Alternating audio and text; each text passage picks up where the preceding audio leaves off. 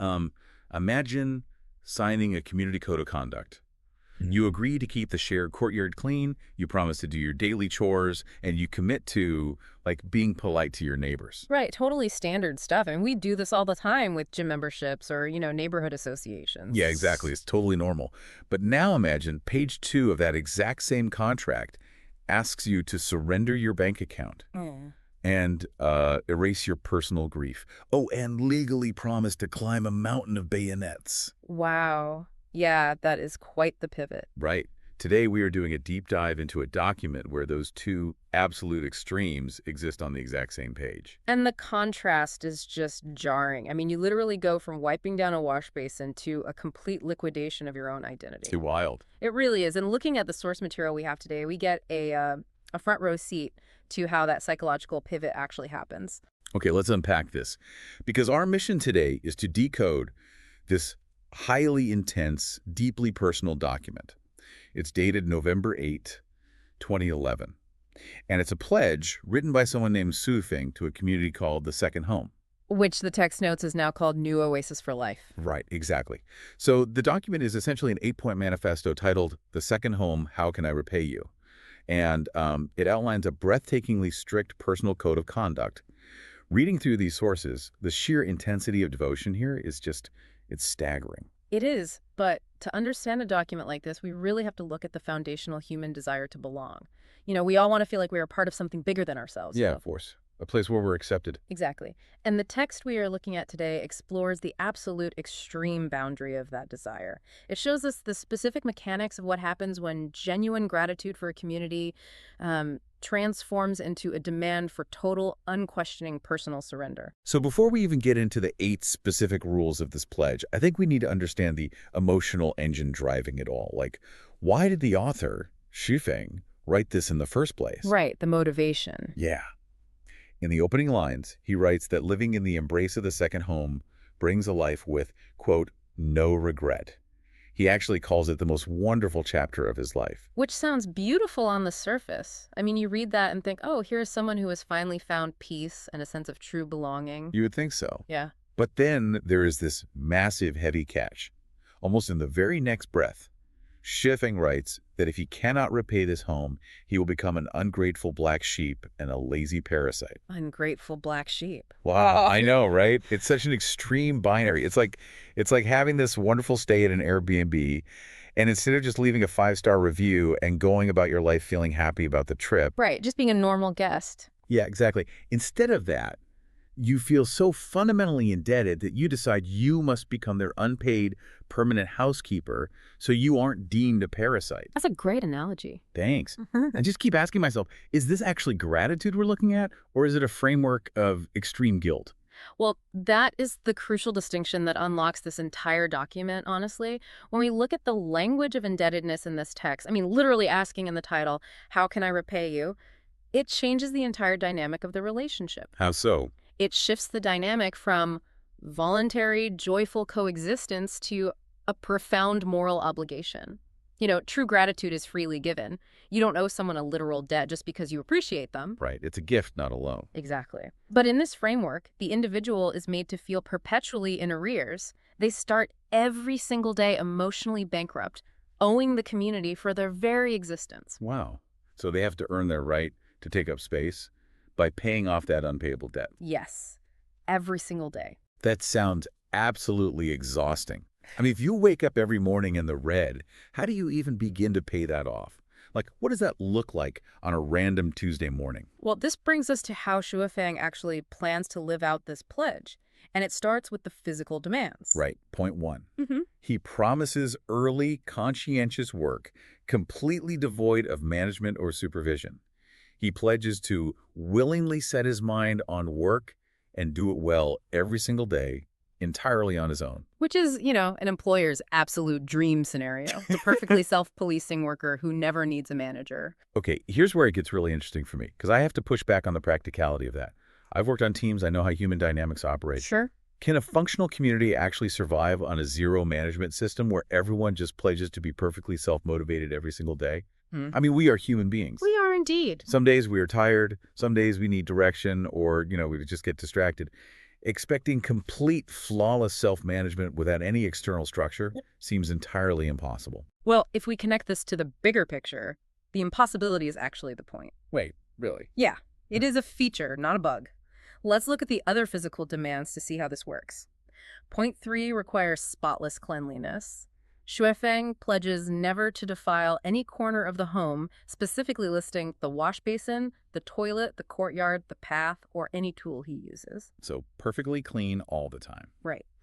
And then point 5 demands absolute frugality. He promises never to be sumptuous with resources, never to appropriate materials, and never to waste even a single piece of tissue paper. A single piece of tissue paper. I mean, the level of micromanagement there is wild. It is. But think about the cognitive load of that. When you micromanage the physical environment down to a single piece of tissue paper, it becomes a foundational tool for internal control. I see where you're going. Yeah. By tying a person's moral worth to how they treat a toilet or a disposable tissue, the community ensures that devotion is practiced in every physical action, every hour of the day. So you aren't just cleaning a wash basin. No, you are proving your spiritual purity. And because it's impossible to be perfectly self-motivated and perfectly frugal all the time, you are guaranteed to fall short. You will inevitably tear a tissue wrong. Exactly. Or leave a water spot on the sink. Which feeds right back into that engine of guilt we talked about earlier. The physical environment becomes this minefield of potential moral failure. If you accidentally leave a smudge on the wash basin, you aren't just clumsy, you're an ungrateful black sheep stealing from the utopia. Precisely. And the psychological term for this is hypervigilance. Your physical reality is entirely consumed by the need to police your own body to prove your worth to the home. You become your own most ruthless manager. Yes. The community doesn't need to hire supervisors because they have installed a supervisor inside your own head. Man, but if your body is exhausted from being hypervigilant about tissues and wash basins, what happens to your mind? Because the document definitely doesn't stop at physical chores. Oh, not at all. Yeah, we move from cleaning physical spaces, like the courtyard, to what the text literally calls cleaning the garden of the soul. Right. And this is where the emotional muzzle is applied to the followers. Point 2 requires greeting every sister, brother, relative, and lover with sunny smiles. You are literally forbidden from spoiling someone's mood with negative, passive, or pessimistic feelings. The psychological policing in this document is far more stringent than the physical policing. Smiling isn't a suggestion here, it's a mandate. And then point 4 takes it even further. It completely forbids complaining about your distress or grief. It actually refers to sharing your personal struggles as dumping spiritual garbage on others. Spiritual garbage. It's an incredibly loaded, weaponized phrase. It really is, and I just don't understand this approach at all. Usually, sharing hardships brings people closer together, right? Like when you go through a hard time and a friend helps you, that builds a bond. Absolutely. So why would a community intentionally isolate its members by banning shared grief? Doesn't suppressing natural human distress actually fracture a community rather than bind it together? Well, this raises an important question about what kind of connection this community actually wants. Okay. They aren't looking for deep, messy, authentic human connection. They are engineering uniform compliance. Oh. Think about the mechanics of spiritual garbage. If you outlaw shared struggle, you successfully isolate everyone. Because everyone is hiding their pain. Exactly. If you are experiencing a moment of profound sadness, but you look around and everyone else has a mandatory sunny smile plastered on their face, you don't realize they are faking it too. Oh, wow. You just think you are the only one who is failing. Yes. You think your soul is defective. Because you aren't allowed to see anyone else's struggles. You just assume everyone else has achieved this perfect utopian happiness, and you are the lone broken gear. It is the ultimate toxic positivity. Seriously. Imagine losing a loved one or going through a deep personal crisis, and you have to paste on a smile because your authentic human feelings are classified as literal trash that contaminates the group. And that isolation keeps the individual dependent on the ideology. This concept is really cemented in point 8, which demands the elimination of internal weeds like jealousy, anger, and laziness. Right, to make oneself a beautiful scenic spot in the home. Yes. A beautiful scenic spot. That specific phrasing stood out to me so much when reading the text. It's a striking metaphor, but a deeply disturbing one when you unpack the mechanism behind it. Think about the function of a scenic spot. It's just something to look at. Exactly. It is scenery. It is Sure. an object that exists purely to be aesthetically pleasing to the observer. It doesn't have complex needs, it doesn't have bad days, it doesn't require empathy or comfort. Right. By pledging to become a beautiful scenic spot, the individual is agreeing to complete self-objectification. It's like being a potted plant in the lobby of the commune. You just have to look bright and green, add to the ambiance, and never ever ask for anything. A potted plant is the perfect analogy. You exist to make others joyful, and your own internal reality ceases to matter. The community is explicitly stating that individual emotional complexity is a threat to their superficial, mandatory group harmony. You are scenery. You are no longer permitted to be a complex human being. Okay, so we've seen this intense physical policing down to the tissue paper, and this intense emotional policing where sadness is practically illegal. Mm. But as we move through the text, we escalate to the climax of the document where earthly obedience fuses with this apocalyptic cosmic surrender. Yes, the big shift. And the tonal shift here gave me absolute whiplash. The contrast between the mundane and the cosmic is definitely stark. How does the text frame this final escalation? Well, point 6 is incredibly grounded. Queffing promises to be a well-educated, civilized person. He Yeah. promises never to breach the law of the state, not to get involved in criminal activities, and to cause no harm to society or nature. Which is very practical, very good citizen. Yeah. But then point 7 dramatically pivots to literal cosmic stakes. Suddenly, he is expressing gratitude to Buddha and the greatest creator, and he promises to devote his life to the home, even if it requires him to climb a mountain of bayonets and cross the sea of fire. A mountain of bayonets and a sea of fire. I mean, one second he is talking about not littering and obeying traffic laws, and the next he is volunteering to be impaled and burned alive for the second home. It's quite the leap. So what does this all mean? How do these two completely different extremes exist in the exact same pledge? What's fascinating here is the psychological mechanism of gradual escalation. If the pledge started on page 1 with climb a mountain bayonets, nobody would sign it. Right, you'd run away immediately. Exactly. The human brain's survival instincts would immediately reject it as dangerous. The document relies on a technique similar to how a coastal tide slowly erodes a cliff face. Oh, walk me through that tide analogy. Okay, so a cliff looks solid, right? But the tide comes in every day and takes away tiny microscopic pieces of rock. It seems harmless. The document starts with agreeable, universally accepted concepts. Work hard, be clean, don't gossip. Be a law-abiding citizen who doesn't harm nature. Exactly. You read those points and your internal defense is lower. You nod along thinking, yes, of course, that's just being a good, upstanding person. Makes sense. But in doing so, you give up a tiny piece of your autonomy regarding how you wash a sink.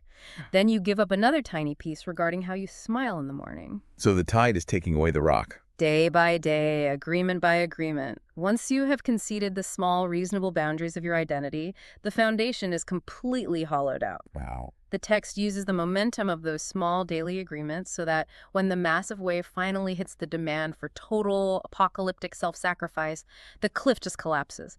You agree to the mountain of bayonets because your ability to say no was eroded back at the wash basin. That total cliff collapse really happens in the conclusion of the text. Xu Feng writes that no matter what happens, he will pour all of his heart and soul into building and protecting the home. And then he explicitly lists what he's giving up. The final surrender. Yeah, all his time, energy, intelligence, strength, and material power. He says, quote, "I am more than ready to contribute everything to you." That list of surrendered assets is incredibly specific and very revealing, particularly the surrender of intelligence and material power. Surrendering your intelligence. That feels like reading a computer virus's source code where it explicitly programs you to turn off your own antivirus software. That's exactly what it is. You are giving up your right to think critically or question the leadership. You are surrendering your independent mind. If the leadership tells you to do something that feels wrong, your pledge demands that you discard your own intelligence and obey. Terrifying. And furthermore, surrendering your material power means giving up your financial independence. If you hand over your bank accounts, your property, and your earning potential to the commune, you sever your ability to survive in the outside world. You are entirely trapped. Cognitive and financial trapping. If you have no independent thought, you can't even conceptualize the idea of leaving. And even if a sliver of doubt creeps in, you have no independent money or resources to physically escape. So you have been entirely absorbed by the new oasis for life. The liquidation of the self is complete. It is genuinely chilling to read it laid out systematically like that. Initially, it just sounds like someone who is really, really dedicated to an eco-village or, Yeah. a spiritual retreat. Sure sounds peaceful. But when you break down the mechanisms of what it actually requires, perfect physical compliance, the suppression of authentic emotion, and the total surrender of your mind and your money, it is a blueprint for complete identity erasure. It serves as a powerful, extreme mirror for us to look at the systems we interact with every day in our own lives. Which brings us right back to you listening to this deep dive. As we analyze this extreme document, it's worth reflecting on your own world. Think about your job, your relationships, or the groups and communities you belong to. Right. Where do you draw the line between a healthy, admirable dedication to a cause and the complete erosion of your own identity? Maintaining that boundary is vital.